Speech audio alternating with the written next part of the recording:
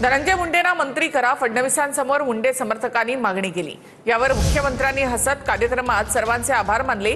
गहिनीनाथ गडाच्या 94व्या नारळी सप्ताहाचं आयोजन करण्यात आलं होतं।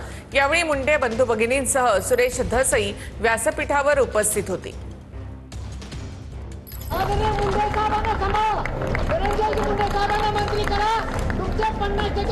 धनंजय मुंडेंना पुन्हा मंत्री करण्याची विनंती मुख्यमंत्री फडणवीसांसमोर धनंजय मुंडे यांच्या समर्थकाने केली आहे। यावर मुख्यमंत्री फडणवीसांनी हसत या कार्यक्रमामध्ये उपस्थित असलेल्या सर्वांचे आभार मानले। आणि दोन जिल्ह्याचे सगळे ग्रामस्थांची सगळ्यांची विनंती आहे तुम्हाला, तुम्ही विठ्ठल महाराजाला समजतात, आम्हाला समजतात। आदरणीय मुंडे साहेबांना सांभाळा, धनंजय मुंडे साहेबांना मंत्री करा, तुमच्या 50% कामं कमी होतील।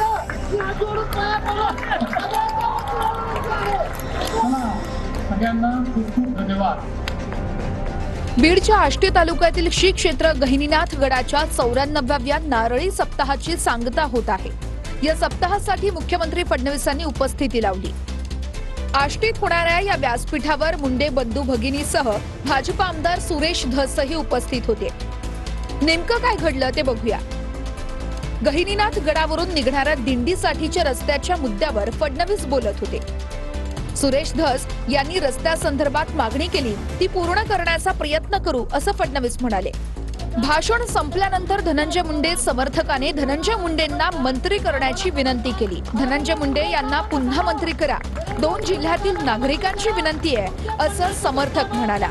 त्यावरती मुख्यमंत्री फडणवीसांनी हसत सर्वांना धन्यवाद दिले। काही दिवसांपूर्वी सुरेश धसांनी संतोष देशमुख हत्या प्रकरणावरून धनंजय मुंडेंना घेरलं होतं। तर विधानसभा निवडणुकीनंतर मंत्री पंकजा मुंडे आणि सुरेश धस यांच्यातील छुपा संघर्ष पाहायला मिळाला होता। राजकीय संघर्षानंतर बऱ्याच दिवसांनी धनंजय मुंडे आणि सुरेश धस हे एकाच व्यासपीठावर आणि तेही एकमेकांच्या शेजारी बसलेले दिसले।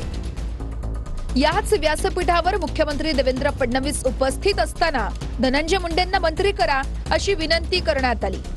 हे बघा, त्यांनी बोलले ती त्यांची भावना, आणि मला वाटतं धनंजय मुंडेंना मंत्री करणं हे मुख्यमंत्र्यांचा प्रश्न नाहीये, तो राष्ट्रवादी काँग्रेस पक्षाचा हे आहे। एक भावना म्हणून त्यांचा कोणी समर्थक असेल बोलला म्हणून त्याला ऑब्जेक्शन घेण्याची काही गरज